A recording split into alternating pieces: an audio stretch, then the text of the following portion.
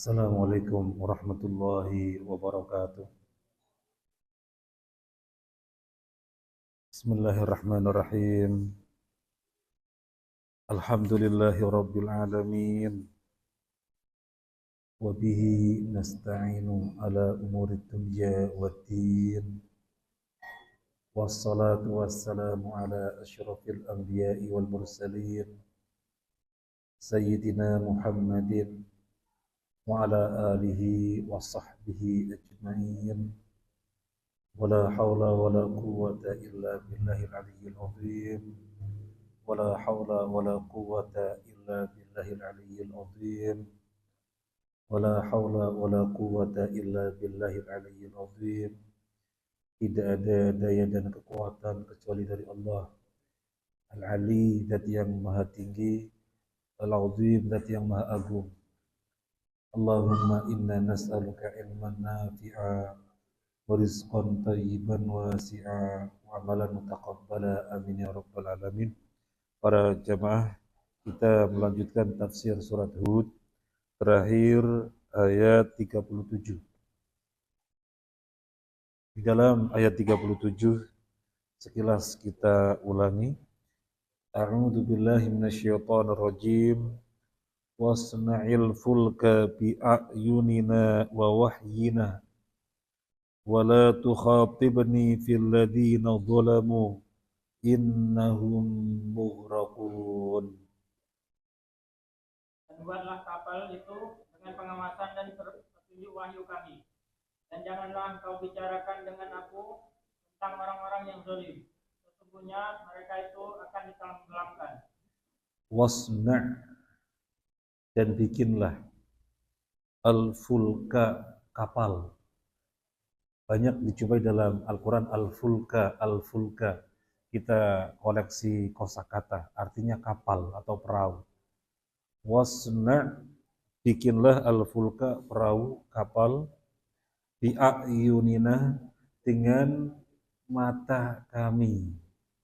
Adapun tadi dibaca terjemahnya dengan pengawasan kami, bukan berarti ini melakukan takwil. Ayun artinya mata. Kita meyakini Allah punya mata sebagaimana dia tetapan untuk dirinya. Adapun diterjemahkan dengan pengawasan kami, ini makna kelaziman. Yang namanya membuat kapal dengan mata kami, makna lazimnya adalah dengan pengawasan kami. Wa wahyina, dan dengan wahyu kami. Jadi dengan petunjuk kami. Nabi Nuh membuat kapal dengan pengawasan Allah dan dengan petunjuk dari Allah. Wala tukhatibni, dan janganlah engkau berbicara kepadaku fil ladzina dzalamu, tentang orang-orang yang zalim. Enggak usah dibicarakan lagi orang-orang yang zalim, sudah. Sekarang saatnya mereka dibinasakan. Innahum mughraqun, sesungguhnya mereka orang-orang yang ditenggelamkan. Sudah kita bahas pada pertemuan yang lalu bahwasanya Nabi Nuh sabarnya sedemikian rupa, dipukuli, dikebukin, dilempar ke sumur, besoknya masih berdakwah. Orang-orang kiranya mati, besoknya masih berdakwah. Kemudian dalam tafsir Al-Baghawi juga disebutkan orang-orang tua dengan tongkatnya bilang kepada anaknya atau cucunya, "Do, awas do, hati-hati orang gila ini." "Mana mbah? Ini, sini mbah, pinjam tongkatnya." Dan dipukuli sama anak itu atau cucunya itu sampai terjatuh-jatuh. Ini orang dari dulu dikenal gendeng, ganti zaman dikenal gendeng, sampai sekarang juga dikenal gila. Awas, hati-hati sama orang itu. Dan Nabi Nuh masih terus bersabar, berharap ada generasi yang berikutnya nanti yang mau beriman. Belum juga datang generasi tersebut. Datang generasi yang berikutnya, barangkali ada yang mau beriman, ternyata tidak juga. Padahal siang malam berdakwah, tetapi belum juga. Dan terus semakin menjadi-jadi permusuhan mereka, pertentangan mereka, sampai kemudian Nabi Nuh diwahyukan. Pada ayat yang sebelumnya, diwahyukan kepada Nabi Nuh bahwasanya nggak mungkin ada yang beriman kecuali orang-orang yang memang telah beriman. Gak usah sedih. Gak usah sedih atas apa yang mereka perbuat. Sudah, gak usah sedih. Karena tugasmu hanya menyampaikan saja. Sekarang saatnya mereka dibinasakan, ayo bikin kapal, bikin perahu. Kemudian yang lalu kita bahas, Allah menyebut dirinya dengan sifat mata. Dan disebutkan di sini dengan ayun, jamak. Di dalam nas disebutkan ada dengan mufrad, dengan tunggal. Seperti misalnya walitusna'a ala aini. Walitusna'a ala aini, agar Nabi Musa berjalan dengan pengawasan kami. Tetapi disebutkan dengan tunggal, aini, ainun, mata. Kemudian di dalam hadis, sebagaimana sudah kita sampaikan pada pertemuan lalu, Nabi Nuh memperingatkan umatnya akan fitnah Dajjal, dan aku akan sampaikan kepada kalian yang Nabi Nuh belum peringatkan umatnya, belum informasikan kepada umatnya, bahwasanya Dajjal itu akwar, buta sebelah, dan Allah tidak akwar. Dan Nabi SAW ketika menyampaikan ini dengan memperagakan dan mengisyaratkan, Dajjal akwar, buta sebelah, adapun Allah tidak buta sebelah, yang menunjukkan Allah punya dua mata. Allah punya dua mata dan tidak akwar, tidak buta sebelah. Nah, sekarang dalam ayat ini disebutkan dengan jamak. Jamak itu artinya banyak. 3 ke atas namanya jamak, atau 2 ke atas namanya jamak. Apakah bertentangan ayat yang satu dan ayat yang lainnya? Tidak bertentangan. Apakah berarti boleh ditakwil? Tidak boleh ditakwil. Karena tidak ada pemahaman para sahabat yang mereka santri Rasulullah langsung di dalam memahami nas-nas tentang sifat Allah dengan takwil. Tidak ada. Maka nggak boleh lakukan pemahaman terhadap agama dengan pemahaman baru, tidak boleh. Harus dengan pemahaman para sahabat. Para sahabat tidak melakukan takwil, maka jangan melakukan takwil. Terus berbeda-bedanya bentuk, berbeda-bedanya sirah, ada mufrad, ada tunggal, ada jamak, maksudnya apa? Kita sudah bahas pada pertemuan yang lalu, semoga masih ingat secara bahasa untuk apa? Secara bahasa untuk apa? Halo? Halo? Halo? Jadi ketika disebutkan dengan diidofahkan kepada domir yang menunjukkan tunggal, maka disebutkan dengan ainun. Walitusna'a ala aini, itu kan diidofahkan dengan tunggal. Iya, saya, mutakaliman satu. Maka ainunnya satu aini. Aini. Nah, sekarang disebutkan dengan jamak. Karena diidofahkan dengan domir jamak. Wasna'il fulka bi'ayuni. Nah, jadi diidofahkan dengan jamak. Kalau diidofahkan dengan tunggal, maka akan disebutkan tunggal. Kalau diidofahkan dengan jamak, maka akan disebutkan dengan jamak. Seperti tentang tangan juga demikian, ada kalanya mufrad, ada kalanya ganda, musanna, ada kalanya jamak. Seperti tunggal. Tabarakalladzi biyadihil mulk. Kenapa biyadihi? Yad, tunggal. Karena diidofahkan dengan domir tunggal, hi, biyadihi. Biyadihi. Kemudian ketika diidofahkan dengan jamak, misalnya awalam yarau anna khalaqna lahum mimma amilat aidina. Aidi itu jamak dari yadun. Kenapa disebut dengan jamak? Karena diidofahkan dengan domir yang maknanya jamak. Nah, aidina. Untuk apa sisi bahasa? Sudah ketemu? Sudah ketemu? Buku catatannya bisa dibuka? Atau buku catatannya hilang? Untuk musyakalah. Masih ingat? Untuk musyakalah, kesesuaian sisi bahasa. Untuk musyakalah, kesesuaian sisi bahasa. Baik, sedikit kita melanjutkan bicara tentang sifat Allah. sifat Allah ada kalanya sifat zatiyah, ada kalanya sifat fi'liyah. Sifat Allah ada kalanya zatiyah, ada kalanya fi'liyah. Apa itu sifat zatiyah? Wa hiya allati lam yazal wa la yazalillahu muttasifan biha fa hiya la tanfaqu anhu subhanahu wa ta'ala. Sifat dzatiyah adalah sifat yang dia demikian dan terus demikian dan tidak pernah berlepas. Seperti misalnya ilmu, mengetahui, ini sesuatu yang melekat pada Allah, maka itu zatnya. Seperti kudrah, kekuasaan, itu sesuatu yang melekat pada Allah, maka itu sifat dzatiyah.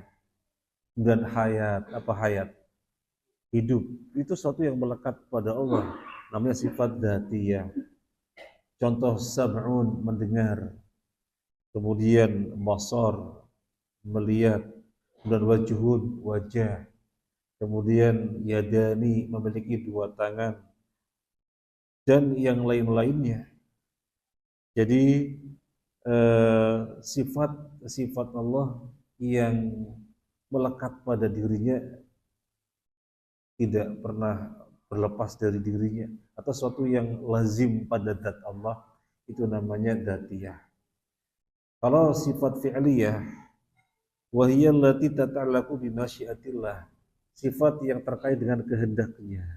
Ini sifat fi'liyah, sifat yang terkait dengan kehendak Allah. Kalau Allah menghendaki, Allah melakukannya. Kalau Allah tidak menghendaki, Allah tidak melakukannya.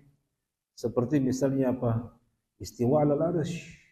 Allah menghendaki dia tinggi di atas arsy. Ini sifat fi'liyah.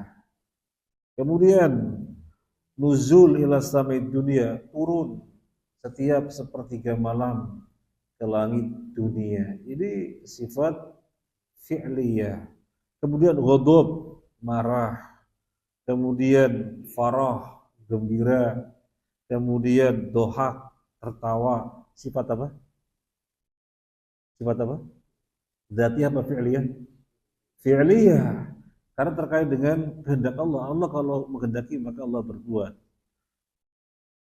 Ini kemudian mengabulkan, menolak, meninggikan, merendahkan, menyembuhkan, menjadikan sakit, dan yang lain-lainnya. Ini sifat fi'liyah.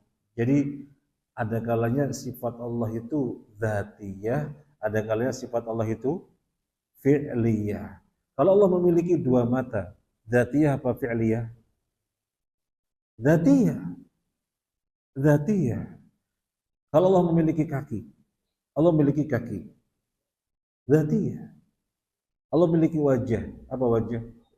Dzatiyah, zat. Ini terkait dengan zat, ya. Terkait dengan zat. Nah, kalau al-kalam berbicara, dzatiyah apa fi'liyah? Al-kalam, Allah berbicara, dzatiyah apa fi'liyah?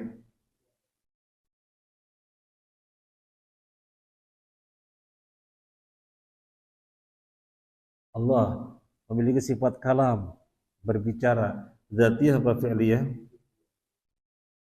Allah memiliki sifat kalam adalah dzatiyah dan fi'liyah. Annallahu yatakallam bi kalamin hakiki mata sya'a wa kaifa sya'a bima sya'a bi harfin wa sautin la yumathilu aswatal makhluqin.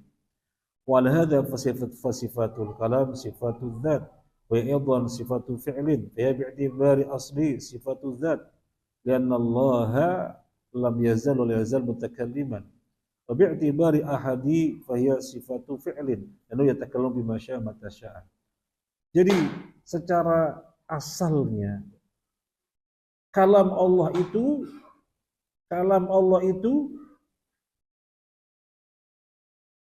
Kalam Allah itu azali.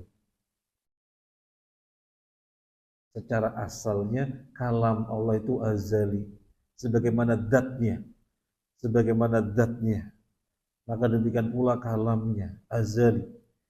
Tidak ada apapun yang mendahulunya, tidak ada apapun yang sebelumnya, tidak ada apapun yang lebih dulu. Jadi sebagaimana datnya, maka demikian sebagaimana dat Allah hidup, sebagaimana dat Allah azali, maka kalam adalah sifat dzatiyah karena dia azali. Tetapi dari sisi ahad, Allah kapan menghendaki maka dia berbicara, dan bagaimana berbicara dia menghendaki bagaimananya. Kemudian dengan bahasa apa? Untuk Nabi SAW dengan bahasa Arab.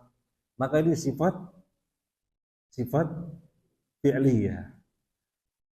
Jadi kalam itu secara aslinya adalah dzatiyah, secara ahadnya maka dia itu fi'liyah karena terkait dengan kehendak.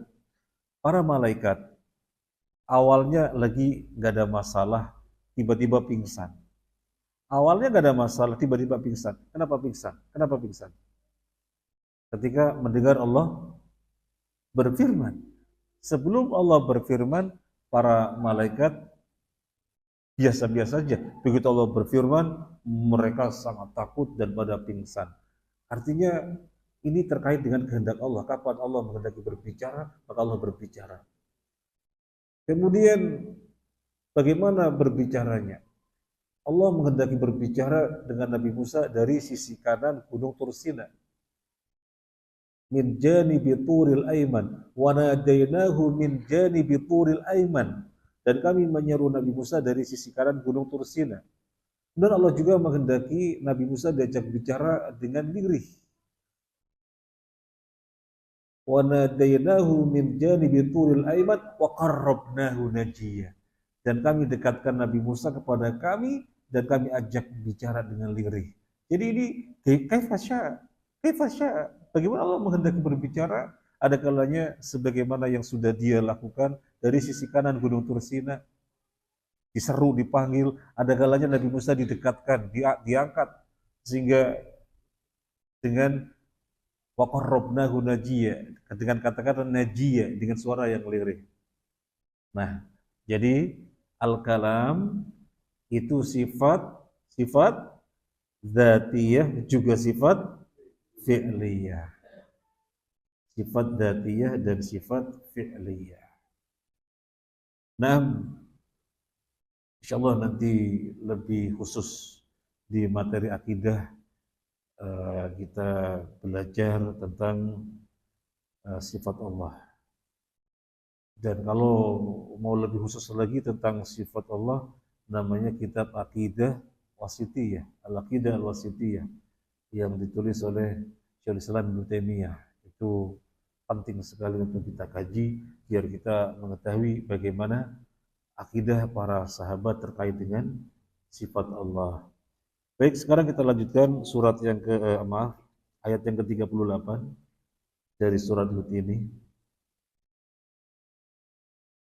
Wa yasna'ul fulka wa kullama marra 'alaihi mala'un min qaumihi yaskhiru minhu qala in taskharu minna fa inna naskharu minkum kama taskharun. Dan mulailah dia Nuh membuat kapal. Setiap kali pemimpin kaumnya berjalan melewatinya, mereka mengejeknya. Dia Nuh berkata, jika kamu mengejek kami, maka kami pun akan mengejekmu bagaimana kamu mengejek kami. Barakallahu fiik. Kita terjemah lafznya dulu. Wa yasna'u, ini fi'il mudhari'nya. Kalau tadi kan wasna' fi'il amrnya. Ayat yang sebelumnya wasna' bikinlah. Maka wa yasna'u fi'il mudhari'nya. Wa yasna'u dan membikin. Siapa yang membikin? Huwa. Huwanya siapa? Nabi Nuh. Wa yasna'u, dan Nabi Nuh membikin al-fulka, kapal. Wa kullama, dan setiap kali marra, melewati alaihi, atasnya, malaun, pimpinan, pembesar, min qaumihi, dari kaumnya, sakhiru, mereka mengejek, minhu, darinya, mengejek Nabi Nuh. Qala, dia berkata, dia siapa? Huwanya kembali kepada siapa? Kepada Nabi Nuh. Qala, berkata Nabi Nuh, in taskharu minna, kalau kalian mengejek dari kami, atau kalau kalian mengejek kami, fa inna, maka sesungguhnya kami, naskharu minkum, juga mengejek kalian, kama taskharun, sebagaimana kalian mengejek. Para jamaah rahimahullah, kita bacakan dari tafsir Al-Wasit. Wa qauluhu tabaraka wa ta'ala, wa yasna'ul fulka, bayanun limtithali Nuhin li amri rabbih. Nabi Nuh membuat kapal. Wa yasna'ul fulk, Nabi Nuh membuat kapal. Ini ayat menerangkan betapa Nabi Nuh patuh kepada Allah Azza wa Jalla. Ayat yang sebelumnya perintah, bikin kapal. Ayat yang berikutnya, Nabi Nuh membuat kapal. Maka ini menunjukkan patuhnya Nabi Nuh kepada Allah Azza wa Jalla. Kemudian kalau kita perhatikan, wa yasna'u, fi'ilnya fi'il apa? Mudhari'. Padahal ini kan memberitakan kepada kita masa lampau. Di dalam pelajaran yang sudah kita pelajari, mestinya dengan fi'il apa? Memberitakan kepada kita sesuatu yang lampau, mestinya dengan fi'il apa? Fi'il madhi. Kalau sesuai dengan pelajaran kita, wasona al-fulka, maka Nabi Nuh membuat kapal. Karena memberitakan perkara atau kejadian yang sudah lampau. Tetapi di sini disebutkan dengan fi'il mudhari'. Wa yasna'ul fulka. Wa ja'a ta'bir bil fi'l al-mudhari' ma anna sun'a kana fil madhi istihdaran li surati sun'i. Hatta la ka'anna Nuhan alaihi salam yushahidul an wa huwa yasna'uha. Ini disebutkan dengan fi'il mudhari'. Fi'il mudhari', fi'il yang menunjukkan sekarang, masih berlangsung. Padahal kejadiannya sudah lampau. Tafsirnya adalah agar tergambar pada kita bagaimana Nabi Nuh sekarang sedang lagi membuat kapal. Jadi biar tergambar oleh kita proses Nabi Nuh lagi bikin kapal. Ini yang dikehendaki demikian. Jadi padahal itu kejadian lampau, tapi ketika kita membaca ayat dengan fi'il mudhari' wa yas'ul fulka, maka hadir di dalam benak kita Nabi Nuh tengah membuat kapal. Proses beliau lagi membuat kapal. Summa bayyana subhanahu mauqifa qaumihi minhu wa yasna'uha. Kemudian di dalam ayat ini disebutkan bagaimana sikap kaumnya ketika Nabi Nuh lagi membuat kapal. Kita bayangkan Nabi Nuh lagi bikin kapal. Nabi Nuh lagi bikin kapal tergambar. Kemudian di sini dijelaskan bagaimana sikap kaumnya yang melihat Nabi Nuh lagi bikin kapal tersebut. Wa qala wa kullama mar alaihi mal'un min qaumi istakhiru minhu. Allah memberitakan kepada kita, setiap kali pembesar kaumnya lewat, mesti ngejek. Gak ada pembesar kaum lewat gak ngejek. Kullama, setiap kali pembesar kaum melewati Nabi Nuh yang sedang membuat kapal, mereka ngejek. Ngejek, menghina.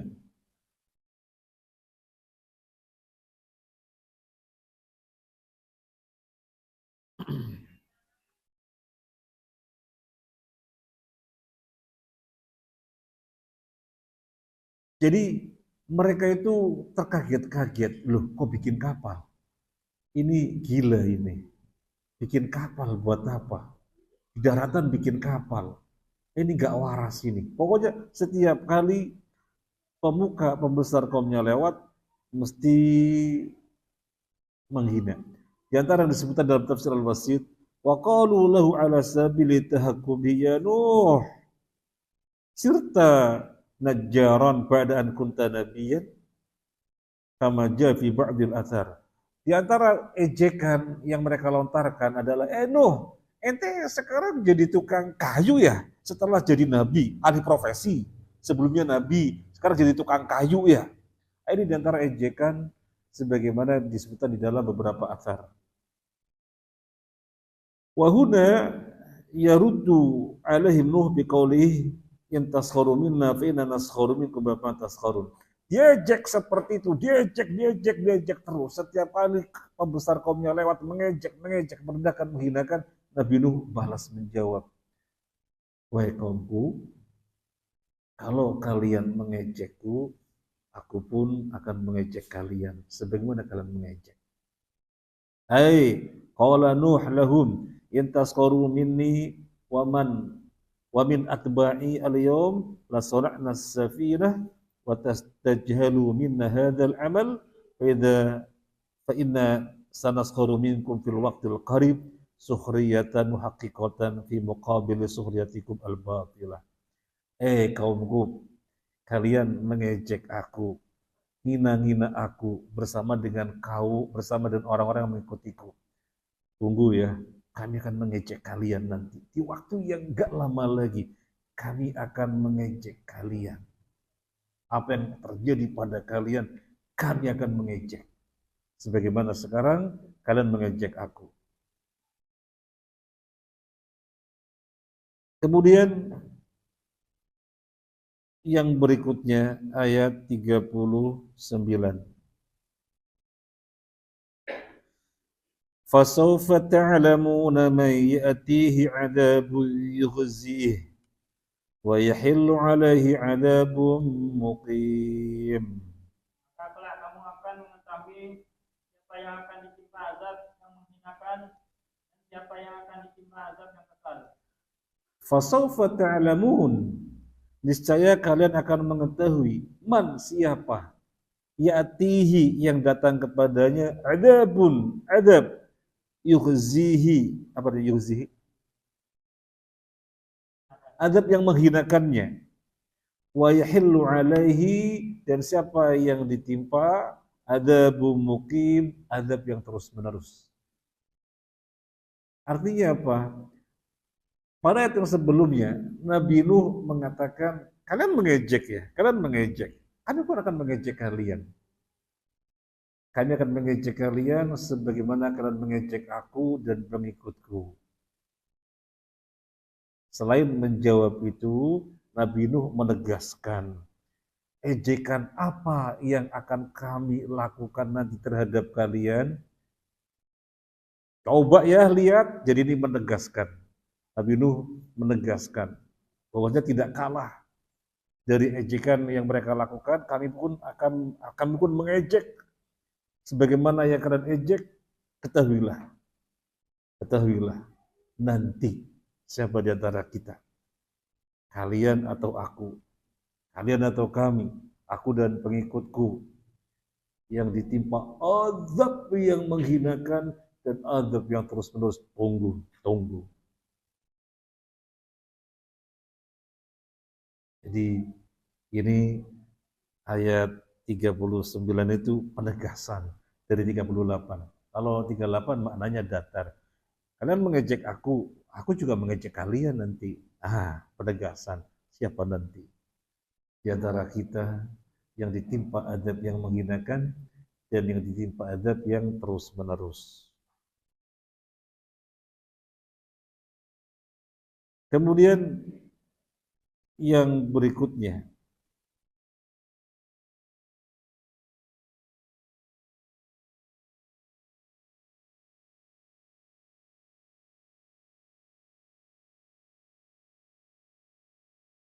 ayat berapa?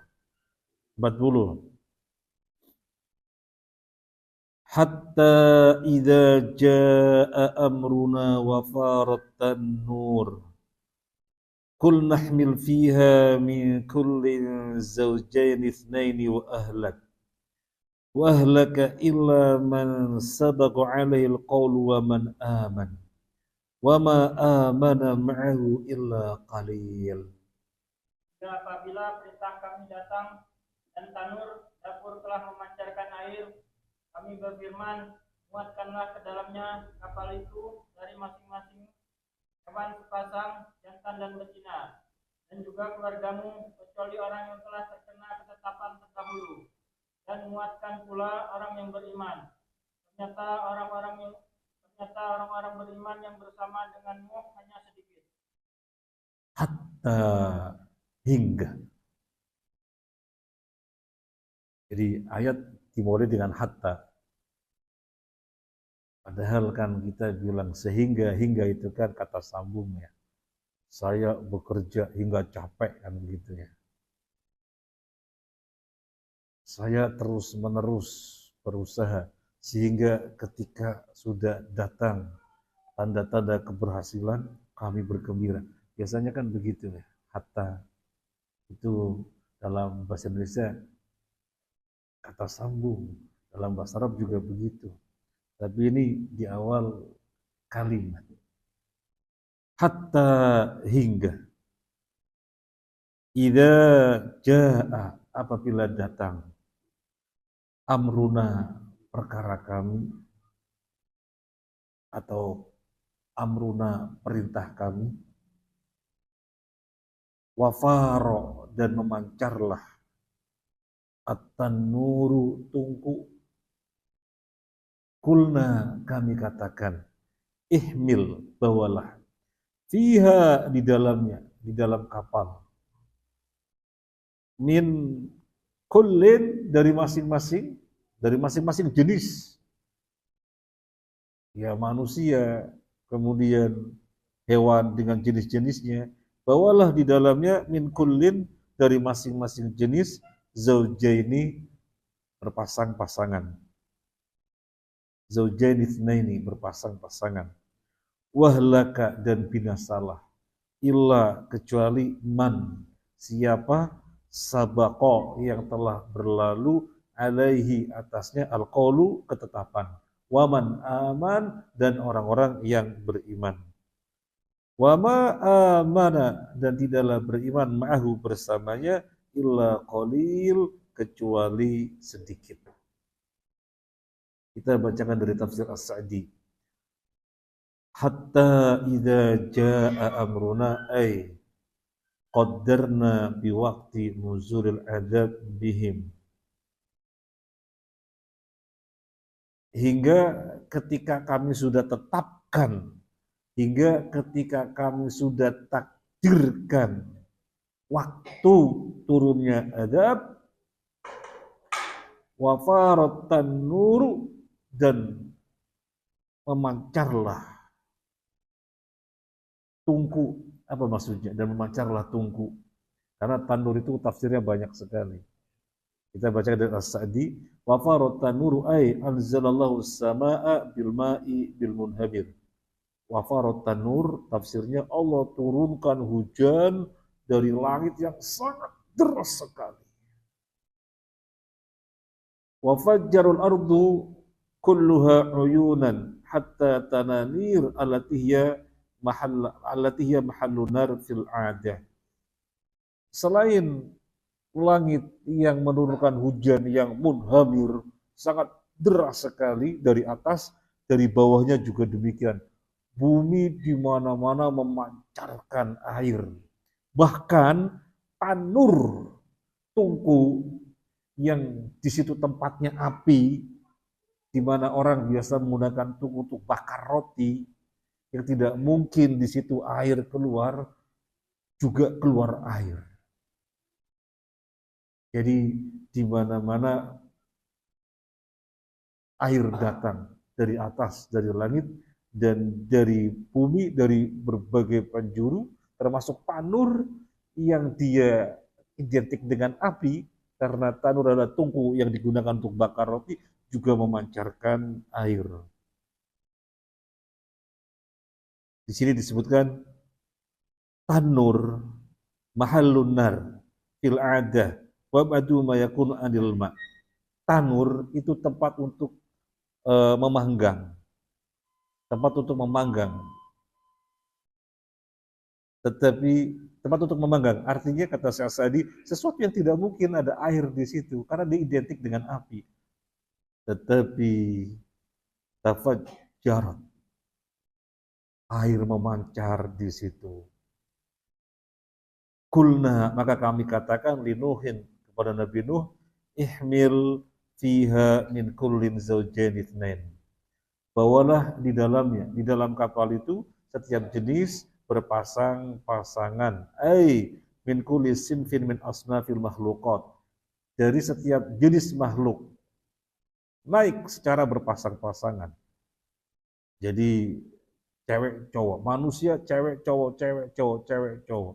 Kemudian kambing cewek cowok, sapi cewek cowok, betina jantan, semuanya berpasang-pasangan.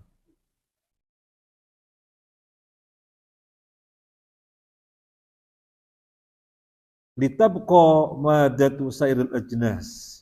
Kenapa Allah perintahkan masuk seluruh jenis secara berpasang-pasangan biar materi untuk keberlangsungan hidup ada bibitnya. Kenapa? Karena selain yang di luar kapal akan dibinasakan. Jadi Allah perintahkan agar setiap jenis berpasang-pasangan karena materi yang akan terus Allah berlangsungkan ada bibitnya, ada induknya. Litabqa madatu sailul ajnas, biar berlanjut materi masing-masing jenis tersebut. Wa amma baqiyatul asnaf az-zaidah aniz zawjaini, adapun selebihnya adalah jenis-jenis yang tidak berpasangan. Falian safinah la tatiku hamluha, karena safinah tidak muat kalau semuanya. Ini kata Syekh Sa'di, jadi yang naik yang berpasang-pasangan. Yang naik yang berpasang-pasangan. Wahlaka illa man sabaqa alaihil qaul mimman kana kafiran. Binasalah seluruhnya kecuali orang yang sebelumnya telah ditetapkan sebagai mukmin. Maka mereka mukmin tidak binasa. Adapun yang tidak demikian Allah binasakan. Artinya apa? Sudah ada catatan di Lauhul Mahfuz. Sudah ada catatan di Lauhul Mahfuz. Siapa yang dibinasakan dan siapa yang tidak dibinasakan. Sudah Allah tetapkan, wahlaka, maka binasalah. Illa, kecuali man sabaqo alhil qawlu, kecuali orang yang ketetapan telah mendahuluinya. Artinya ketetapan di Lauhul Mahfuz telah mendahului, tercatat sebagai orang atau makhluk yang tidak binasa, maka tidak binasa. Adapun sebelumnya binasa. Waman aman, termasuk orang yang beriman, itu yang tidak binasa. Walhal anahu ma'amana ma'hu illa qalil, jadi jelaslah tidak beriman kepada Nabi Nuh kecuali hanya sedikit. Kalau kita lihat tafsir yang banyak, ada yang menyatakan jumlahnya sekian, jumlahnya sekian, jumlahnya sekian. Dibandingkan dengan perjalanannya yang 1000 tahun kurang 50 tahun, ya sesuatu yang sangat sedikit. Makanya Allah berfirman, wa ma amana ma'hu illa qalil. Ada yang mengatakan 80, ada yang mengatakan sekian, sekian, sekian. Allah alam, yang jelas sedikit, entah berapa sedikit. Entah berapa, ada yang mengatakan puluhan dan seterusnya, intinya adalah sedikit. Kalau misalnya kita berdakwah sepekan, yang ikut 80, wah itu namanya banyak. Tapi ini berdakwah selama 1000 tahun, kurang 50 tahun, alias 950 tahun, yang ikut hanya puluhan, sedikit. Sedikit. Nah, yang sedikit itulah yang Allah selamatkan di atas kapal, selebihnya dibinasakan. Sekarang kita bacakan dari tafsir Al-Wasit. Faqalu subhanahu hatta idza jaa amruna wa faratan nuru qulna min fiha min kulli zawjayn itsnain, dan seterusnya bayanun li marhalatin jadidatin min marahila qissati Nuh alaihissalam aqaumihi. Ayat ini hingga ketika datang perkara kami dan memancarlah tanur, dalam As-Sa'di tafsir apa tadi? Dari atas hujan turun deras, dari bawah di mana-mana bumi menjadi mata air, termasuk tanur yang tidak mungkin berhubungan dengan air karena dia tempatnya api juga memancarkan air. Di sini menunjukkan fase baru bagi kisah Nabi Nuh dan kaumnya. Jadi yang sebelumnya demikian perjalanan Nabi Nuh dengan kaumnya, generasi ganti generasi ganti generasi ganti generasi, dan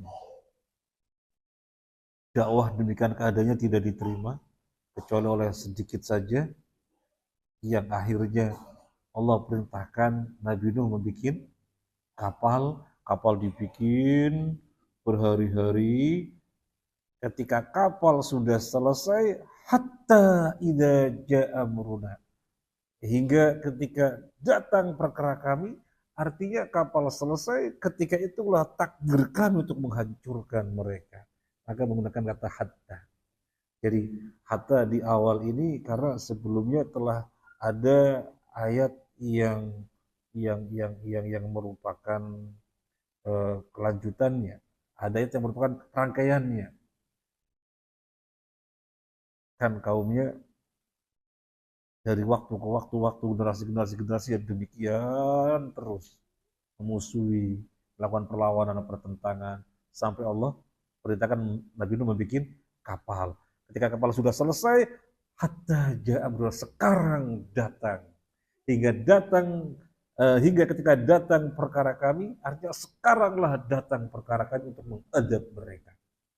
Maka kami katakan di saat air memancar di mana-mana, termasuk dari tungku, naik semuanya ke kapal, naik semuanya. Ini fase baru kehidupan Nabi Nuh dan kaumnya. Kalau mau kita lihat tafsir Tanur itu banyak sekali, tetapi nanti ada yang dirojihkan. Tanur walil mufassirin fil murad bilafzi tanur aqwal. Para mufassir di dalam melihat lafaz tanur maksudnya macam-macam, banyak. Minha anal murad bihi asy-syai' alladhi yuhbasu fihi al-khubas. Tempat untuk panggang roti, bahasa kita tungku, itu tanur. Kemudian al-murad bihi wajhul ardi. Ada yang mentafsirkan tanur itu permukaan bumi. Wa minha anal murad bihi mawdhi'u istima'il ma' fis safinah. Tanur ada yang mengatakan space tertentu yang ada di kapal yang digunakan untuk gentong air. Ada yang mentafsirkan demikian. Wa minna anna murad bi tulu'ul fajr min qaulihim tanawwar al-fajr. Ada yang mengatakan tanur itu waktu terbitnya matahari. Waktu terbitnya fajar, Pak. Waktu terbitnya fajar. Karena ada ungkapan biasa tanawwar al-fajr. Fajar terbit, berarti tanur terbitnya matahari, terbitnya fajar. Wa minna anna murad bi a'ali al-arad wal mawadhi al-murtafi'ah. Ada yang mengatakan tanur adalah bagian bumi yang tinggi. Bagian bumi yang tinggi. Dan yang lain-lain banyak para mufassir mentafsirkan tanur, tetapi yang rajih Allah a'lam adalah tanur yang dikenal di dalam bahasa Arab. Apa? Tanur yang dikenal dalam bahasa Arab. Tanur yang dikenal dalam bahasa Arab adalah tungku.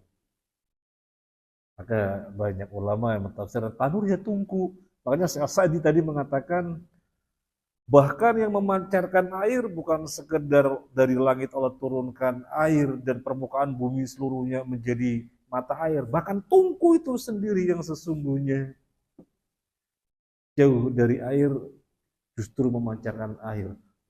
Karena Allah menghendaki agar di mana-mana air termasuk tungku itu sendiri. Jadi yang dirajikan tanur adalah tungku. Ini yang bisa kita sampaikan. Semoga bermanfaat. Nanti akan datang kelanjutan kisah ini di mana mereka menaiki kapal dengan membaca Bismillahirrahmanirrahim dan seterusnya sampai kemudian kapal itu mendarat di atas Gunung Judi dan seterusnya yang akan datang. Semoga bermanfaat. Jazakallahu subhanakallahumma wa bihamdika asyhadu an la ilaha illa anta astaghfiruka wa atubu ilaik. Assalamualaikum warahmatullahi wabarakatuh.